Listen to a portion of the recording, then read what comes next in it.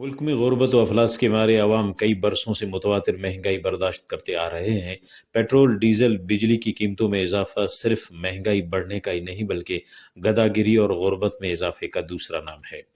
बेशतर घराने ऐसे हैं जहां महीने का इकट्ठा सामान लाने का रवाज दिन ब दिन खत्म होता जा रहा है। गुर्बत के हाथों मजबूर अवाम रोजमर्रा की जरूरतें रोजाना ही की बुनियाद पर कमाने वाला तबका महंगाई की इस चक्की में सबसे ज्यादा पिसा है।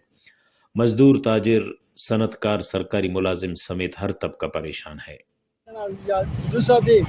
tipana nutkenta bura kenta siye kenta ant bimari na kenta antana pasengan seli sunati na pucha fairan da samake nahi dena وغيره pasengan da ser main chauka tul hich kare mafa student से उठ कना खस रोजगार असमरे कना total ना petrol टिगार और तेना time में तेना वक्त जाया करने टूट तेना रोजगार के लेकिन चो انت منافع چو افتا اخس کاروبار مارک ٹوٹل نہ پیٹرول ٹھیکارے چونا نے بچت منی گٹیف مہنگائی نہ وجوان بس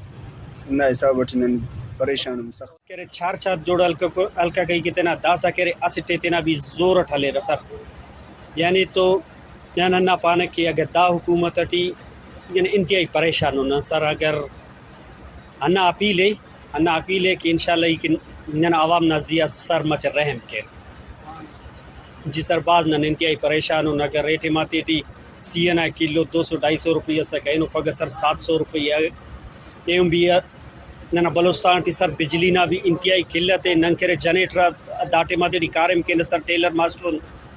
اور بقایا کرے داٹے ماتی ٹی بھی 260 روپے لیٹر ہے سر نہ ڈیزل نہ